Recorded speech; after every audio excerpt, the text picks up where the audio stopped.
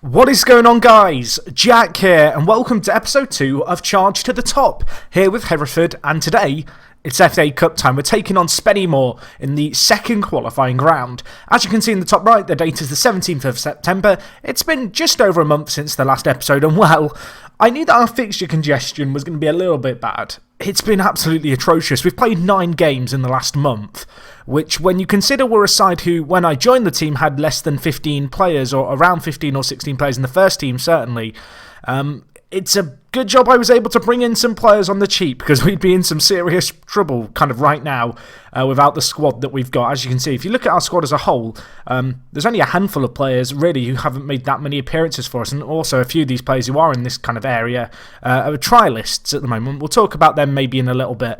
As I said though, 9 games to get through. I'm kind of going to thrash through these fairly quickly, just because it's been fairly, it started off nice, so you'll see as we go on. So the first game anyway was against Didcot. We won 2-0, good performance. Jayden Hall with 2 goals from out on the right hand side, absolutely loving it, a great debut for him, and Jayden Hall, he's been playing fairly well for us so far, and that was a great way obviously to win 2 games in a row. Our first game at Edgar Street, which is of course the stadium Edgar Street that Hereford have played at and Hereford United played at before Hereford FC did.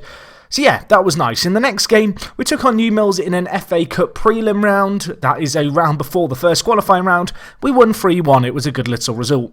The next game, we had a 2-0 defeat. Yes, a defeat. I said last episode, can we do an unbeaten season? Well, the answer was no. 3 games into the season and, well, we've already lost a game. Worth noting that as I record this, which is kind of mid-November, in real life, I don't believe Hereford have lost a game yet. So I'm doing worse than they are in real life, and usually with FM I like to try and aim to do better than the team I'm managing are currently. Unfortunately, I don't know if that's going to be possible this year, because Hereford are tearing things up in the Southern League First Division that they play in. So anyway, 2-0 defeat here. Swindon with the 2 goals coming from Walden here. He looks like an okay player, Connor Walden. Worth knowing that Swindon are kind of towards the top of the table, so of the teams that we've lost to, they're definitely not the worst team to lose to. You can see right now they're currently second in the league, and they are unbeaten, as are Salisbury, who are currently top of the league, as you can see, with 8 games played. So anyway, bouncing back from that defeat, we managed to get a few good little results. We beat Shortwood 4-0, Jake Sinclair grabbing 2, Lynch grabbing 1, and Lewis Lacey getting a late goal for us there. We then followed that up with a win against Bidford. This was a 3-0 win. It might be Bidford, answers on a postcard.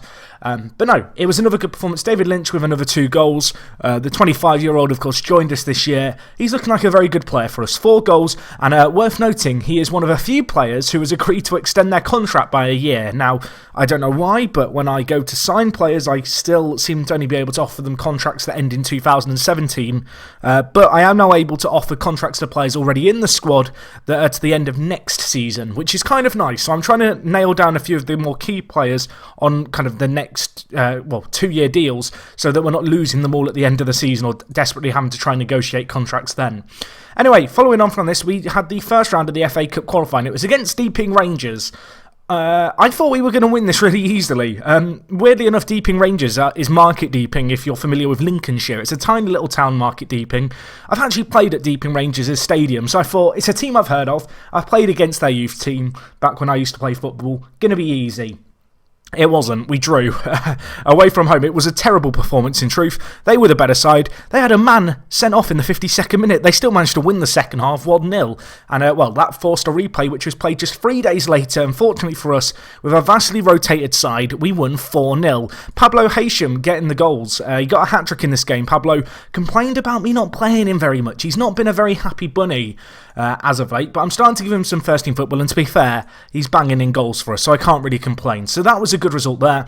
And then the last 2 games of this run of results, both in the league, 4 important points really. The first was this win here against Bishop's Cleeve. You can see 3-2 at finish, but we were 2-0 down in this game after 31 minutes.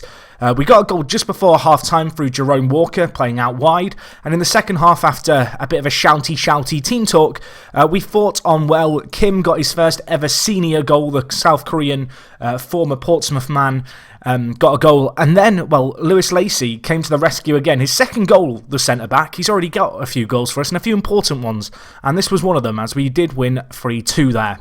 Anyway, the next game against Slimbridge, it was 2-2. We rescued a late point. We got 2 goals in the kind of last 25 or so minutes. I was pretty happy with a draw. It felt like a win, I think, at the end of the game. That said, it's still the kind of game that we really should be going into expecting to win. So that's kind of what's been going on off the pitch. I had a few people ask me about my friendlies. When it came to the friendlies, I just tried to space them out. There wasn't anything too crazy I did with the friendlies for this, our first season. What surprised me, actually, I should point out that I'm recording this the day after the first episode went live, is you guys seem really excited about Hereford, and it was actually amazing the amount of people who seem to have links to Hereford in some way. There were people who go and watch Hereford every week who were watching the videos. There were people who were saying, oh, I'm not from England, but I've managed Hereford years ago in Football Manager. I really enjoy putting time with them. They're kind of my second team through Football Manager. There was all kinds of different reasonings for people like in Hereford. There were very few people complaining, which is a rarity, because I feel like every single person, when they suggest the team I should manage in Football Manager for the year, they just suggest their team that they support, which it means nothing to me. But Hereford, it's a really interesting situation because they're a club, obviously, with a fair bit of history, a club that was very much on the brink of extinction until it was saved. Of course, it literally was extinct for a while, or certainly Hereford United was. But it's been fantastic, obviously, to see your response, and I'm really excited to see how this can get on. One thing that has helped us out massively has actually been our support, and if I just quickly flick to a home game here, you can see that in this game here, it's Didcot, we had 2,258 fans come. They had 1 away fan. I mean, the lower league databases, very weird stuff, but 2,000 fans turning up, which is fairly accurate to real life. Hereford do have a massive support kind of structure in place. And you can see here as a result, things are going great. This season, we've actually made a profit. And, well, it's continuing to rise, which is really nice. I think last month, the profit was about £50,000, which is a lot of money for in this division. In fact, it's a ridiculously large amount of money. But out of kind of all the teams below the Football League, Hereford have some of the biggest attendances. And they are in a situation now where, despite being a club who don't own their stadium, Edgar Street, they actually rent it, I believe, from the council. And they don't have any training facilities, to my knowledge. That might be incorrect. It's going to be very important that as we do get this money in, as our supporters hopefully, do bring us some fairly decent wealth for the level that we're at, we reinvest that into our facilities because, well, if we just look at our facilities here, we have poor training, basic youth, basic corporate. We have literally nothing when it comes to infrastructure, and that's something we do need to kind of invest massively into if we want to have any hope of kind of building a sustainable club. But also as we go up through the divisions, that's going to be important too. So yeah, as I said, money in a pretty good place. In terms of other stuff going on off the pitch, there hasn't been too much really. Initially, this season's gone okay. The defeat was a bit of a kick in the gonads, if I'm honest, but you can see we do currently sit in third. We have got a game in hand. If we win that, we would go 1 point behind Salisbury. It's very tight at the top of the table. There's no teams really running away with it. In truth, a few teams at the bottom are turning into whipping boys, but it is worth noting that with the South League First Division Southwest, that only the team who are top go up automatically. The board expectation for this season is to win the league, so I kind of need to do that. So anyway, let's get into today's FA Cup game. It's against Spennymoor. Now, they are a Northern Premier side, I want to say. Yeah, you can see here they are a Northern Premier side, which is 1 tier above us, but in the Northern region. If we were to get promoted, I believe we'd go into the... I don't actually know which division we'd go into, but we'd essentially be in the same tier. Below the Vanarama Conference North and South, there's essentially a Midlands North and South kind of three divisions. I'm explaining this terribly, I apologise. I'm just confusing everyone, aren't I? This isn't helping, but essentially they're 1 tier above us, Spennymoor. It's a fantastic name for a place, and I'm hoping that we can, play host to them and get a win here that we kind of need. In terms of tactics, I have actually changed some stuff. You can now see the names on the back of the shirts. I know, it's lovely. That was a problem last episode. In terms of the team, I was looking at the team report here, and they were kind of going on about, we're conceding loads of goals through balls. And I was a bit miffed, if I'm honest, because I was like, our defenders aren't that slow. We've got slower defenders, but we shouldn't be getting beaten that badly. It actually turned out the issue was with my fullbacks. I had the instructions stay wider on, so my fullbacks were stood hugging the touchline. It meant my centre-backs just had massive gaps between them and the fullbacks and themselves, which teams were exploiting. So I fixed that. The team tactics, as you can tell just at a glance, they've changed a little bit.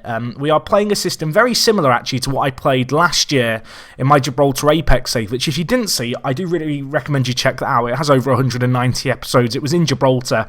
Slightly different take on, I guess, a long-term FM save to this one, but it was fun. And yeah, we're using a similar 4-4-2 in some ways, but it is slightly different.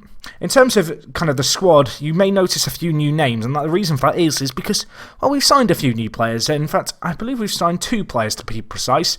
The first of which here, Kane Lewis, just a left back, 18 years old, a very good left back. It was a position that, if I just show you the team report, you can see we only have 3 left backs in the squad.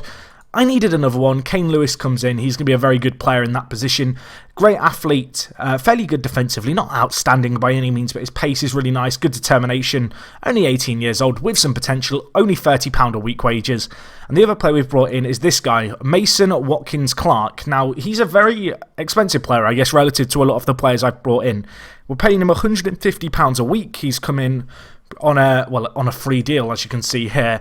He was previously at Stoke, but he did have a loan last year at Wrexham where he failed to make an appearance. But this guy, he's a pretty good centre-back. Mentally, not particularly switched on, if we're honest. The 2 determination, perhaps a little bit of a concern, if I'm being honest.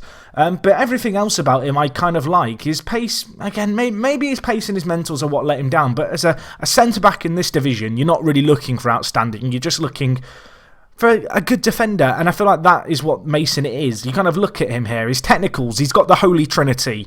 In my centre-backs, I like heading, marking and tackling. You have those 3, you're going to be a good centre-back for me. He has those at a very good level for this division, so I'm hoping that he can come good for us. You can see he's yet to make any league appearances for us. He has made a few appearances in cup games. He is a little bit questionable in them, but we are going to give him a start today, so hopefully he can give a good performance.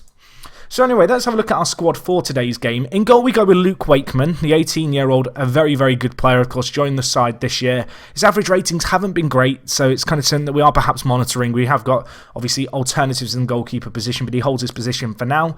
At left back, we go with Rob Purdy. He is a player who plays at Hereford in real life, a very versatile player, 33 years old, going to be playing left back for us in today's game. In the centre-back positions, we go with Mason Watkins-Clark. Of course, Mason, new addition to the side, a bit of a late arrival, only had about half a month already training with the side, but a very good player. As I mentioned, he has the holy trinity, and that's all you can really ask for. Alongside him, club captain Ryan Green, very good player, good experienced head, 35 years old. His physicals really have started to decline as of late, and as much as I like this guy, his wages are some of the biggest at the club. He is 35, and I don't know how much longer I can really afford to keep him on as a centre-back. And I feel like over the course of this year, you are going to perhaps see him slowly get phased out of the team in favour of players like Lewis Lacey here, who can play centre-back as well and is on the bench for today's game. At right back, we go with Ismail Diallo, as you can see here, playing for the Ivory Coast under-20 side. He actually played in the most recent international break, which was interesting. He's a good little player, 18 years old, got some really nice pace and acceleration for at this level. Going forward, 2 crossing, 3 dribbling, not great, but he can defend, and that's kind of what we need at this level. And his good pace is going to hold him in good stead in this kind of game. In the left mid for today's game, we go with Kim Jae-hyun. The reason I've brought that Kim in is really because he's been playing well. It's a bit of an obvious answer, but his attributes really aren't that great. But he is a good player. We brought him in to be a backup centre mid. As you can see, only on £50 a week. But in the league, he's played fairly well. In our last FA Cup game that he was involved in, he got an assist and an 8.5 average rating in the replay against Deeping Rangers. So I'm hoping that Kim here can give a good performance for us out on the left today, cutting in on his right-hand side.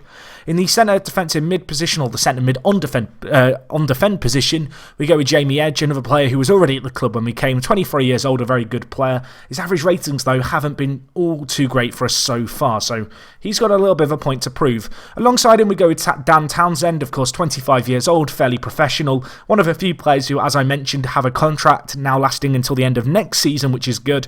And yeah, he's a really, really good playmaker. 10 passing, 13 vision. And as you can see here, he's starting to get more comfortable in the centre mid position, which was a position that he couldn't previously play. Anyway, on the right-hand side, we go with Jayden Hall, a player who's had a very good start to his time at the club. 2 goals and 2 assists in 5 league appearances, 2 of which have been on off the bench. He's got loads of pace. Hopefully that's going to work well for us out on the right-hand side. And up top for today's game, we go with Pablo Haisham, a player who's actually kicked up a little bit of a fuss for lack of first-team football.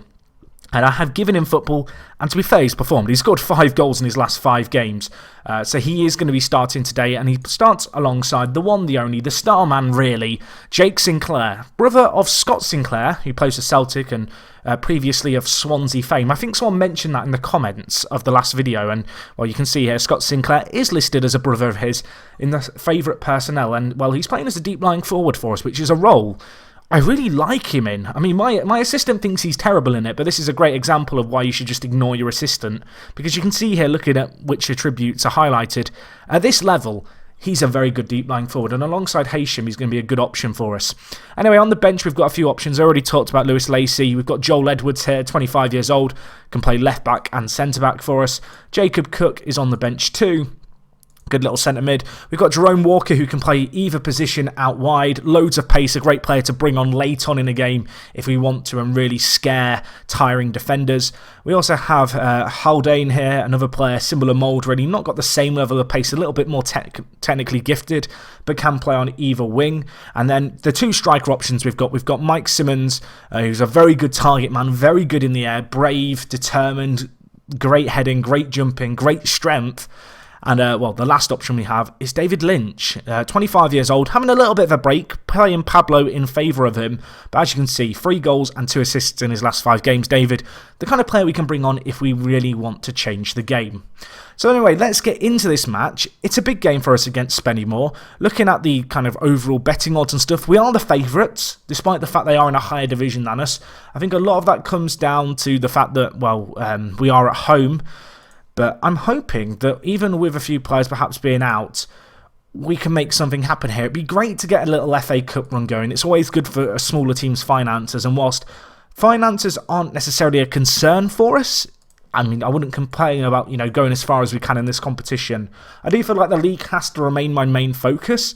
But, well, whilst we're still in it, we're really going to go for it. Despite the fact that our fixture congestion is a little bit crazy, I want to do as well as we can in the FA Cup. As I mentioned, we have played 9 games in about the last 40 days. So you're talking a game every 4 days, 2 games a week, which at our level, when you consider that we're a semi-pro team or even an amateur team, in some cases teams at our level, with players who don't train full-time, fitness is always a problem. It's a very, very taxing kind of campaign this year, and I think it's very, very important, and I can't kind of emphasise it enough, the fact that we did bring in so many players in the summer on very cheap wages, under £100. There's a fair few players in the side who kind of fall into that bracket, which was a bracket that didn't really exist before we came. I believe some of the lowest earners at the club were earning about £100 before I came in. Obviously, a few players have gone out on loan, a few have left permanently to free up wages, but a lot of the new additions, they're not earning more than, say, £75 a week, and it's meant that I've really been able to bolster the size of the squad and get us in a situation where we are ready for a very kind of, what's the word, brutal, I guess, a brutal campaign it's going to be this year. Anyway, speaking of brutal, I don't know where this is going, this link, because this isn't brutal. It's 0-0, 35 minutes gone. Spennymoor with a set piece, though, and, well, it's a Craddock goal. I think it deflected off a defender, but it's been given to Craddock. I was going to talk about the fact there were no shots in the game and there wasn't a lot happening, and then Spennymoor went and scored from a set piece. So I can't now say that point. It's no longer valid. Worth noting, of course, this is the first ever game at Edgar Street and a live commentary. Can we get a woo? Woo! Applause. I don't know why that's significant. It's the first ever home game. The stadium looks quite nice in Football Manager. I believe in real life as well as in Football Manager, it holds about 4,800 fans with about 2,000 seats. I know that there's a few Hereford fans who are watching this video or have started watching this series because they're Hereford fans, not necessarily because they've watched my previous videos. Feel free to correct me if I'm wrong. I had someone tweet me after the last episode to tell me that Hereford's a city, not a town. So I apologise for that. Anyone from the city of Hereford, from the bottom of my heart, I'm still learning. We need to learn quicker, though, because we're 2-0 down now. It's Anderson.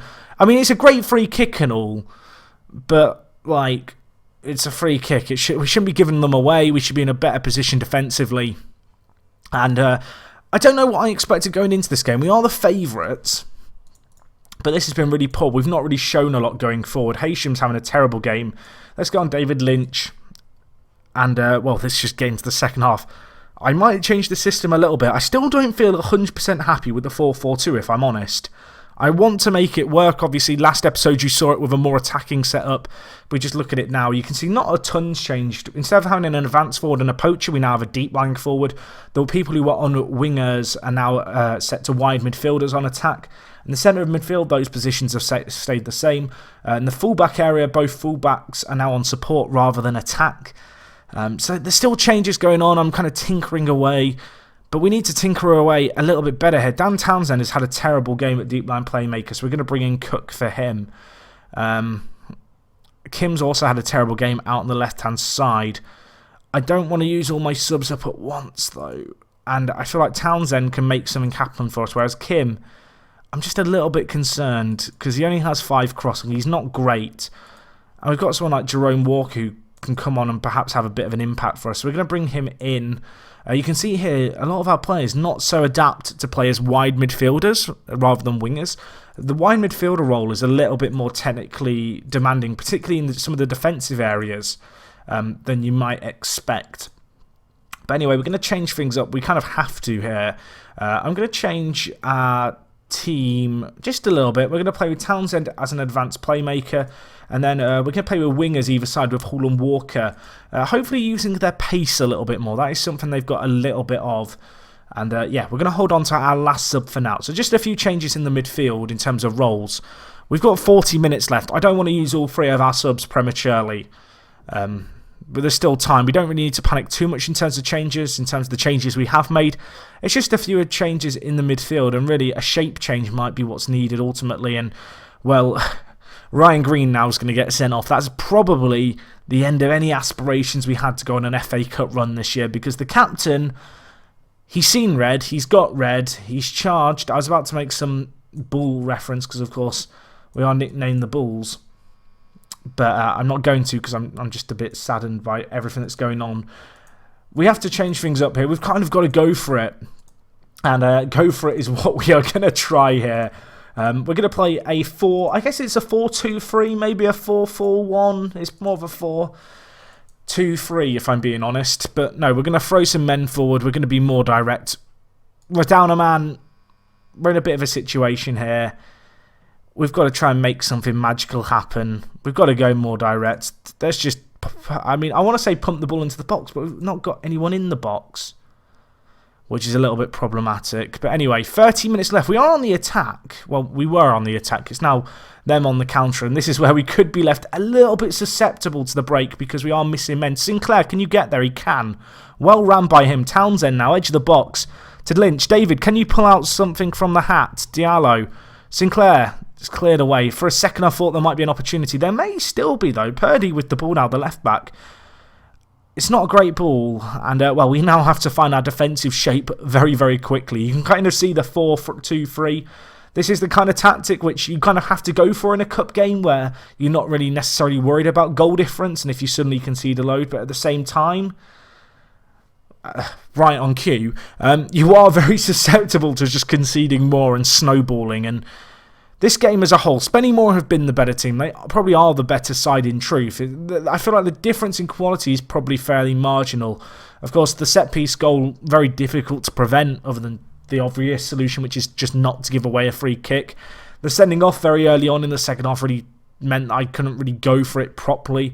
And unfortunately for us, this is going to turn into what could be a bit of a wake-up slap. You know, really, we are in a few cup competitions, but the league has to be my focus this year. We're going to get knocked out here to a team in a higher division than us, which there's no shame in, but at the same time, I kind of look at our squad. Our squad is good enough to go toe-to-toe with Spennymoor, and it's done anything but that today. You kind of look at it as a whole, obviously. Spennymoor, they've taken their chances that came their way. We've had our own opportunities. Our pass completion's been poor, particularly since the sending off, although playing very direct with the 4-2-3-1, or sorry, the 4-2-3, there is no one up top. It's just 3 attacking players. It's kind of inevitable, and unfortunately for us, in a game that I came into with a little bit of hope, a little bit of, what's the word, a little bit of ambition, and it's been crushed. And, well, it could get worse for us yet, as now Dowson has the ball. Spennymoor just applying the pressure. Purdy clears it. Can we hit them on the counter? Can we get something of a consolation?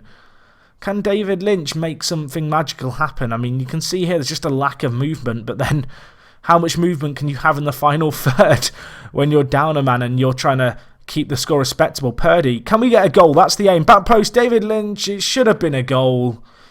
It was on a plate for him, right? Make one. I was about to say make one last change. We can't actually do that, of course, because David Lynch came on for Haysham.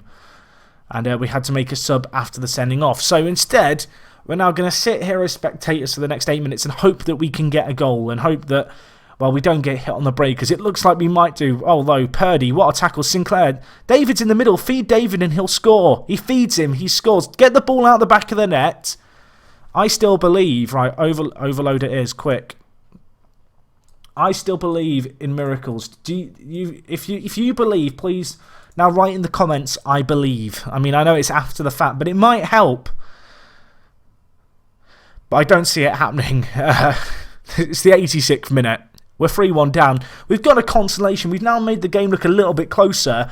You look at the stats, we now look like the team who were robbed. And I'm going to claim that we were FM'd to the press in post-match press conferences.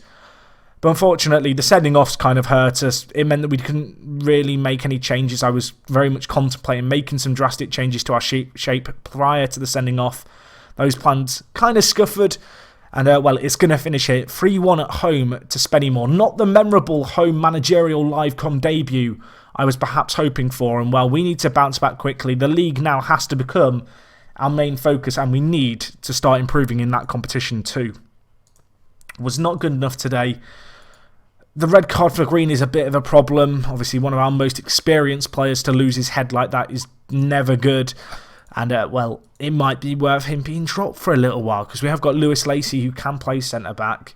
And, well, with the league games we've got coming up, it's very important now that we don't go down a man, that we don't leave ourselves in a situation we've left ourselves in the last few league games where we go 2 goals down and have to fight back to get points. We need to start grabbing, I was about to say, we need to start grabbing the bull by the horns. Pardon the pun, because of course, if you don't know, Hereford known as the Bulls. But no, that's that. I want to forget about that very quickly. A really disappointing game. You can see we went on a nice little unbeaten run. You know, 6 games in a row. We were kind of plodding along fairly comfortably, and unfortunately for us, it's all come crashing down. In terms of when we'll be back next time, as you can see here, in a month's time, we're scheduled to play Salisbury Fc. They are the team currently top of the league.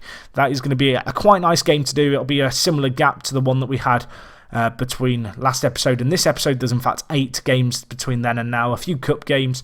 So a little bit of league action. The game's still coming thick and fast. You can see here lots of midweek games coming up. So that will be fairly interesting to see how our squad can handle that period and that run of fixtures, and just how good our rotation can be. But anyway, guys, that is going to be all from me today. Hopefully you did enjoy. If you did, smash the like button. If you've got any comments, leave them down below. Not a result really to remember against Spennymoor. Hopefully we can bounce back with a bang. Next episode is going to be a big one against Salisbury. And yeah, that is all from me. Thank you for watching. It is me, Jack, and I will talk to you guys in a bit. I'm out.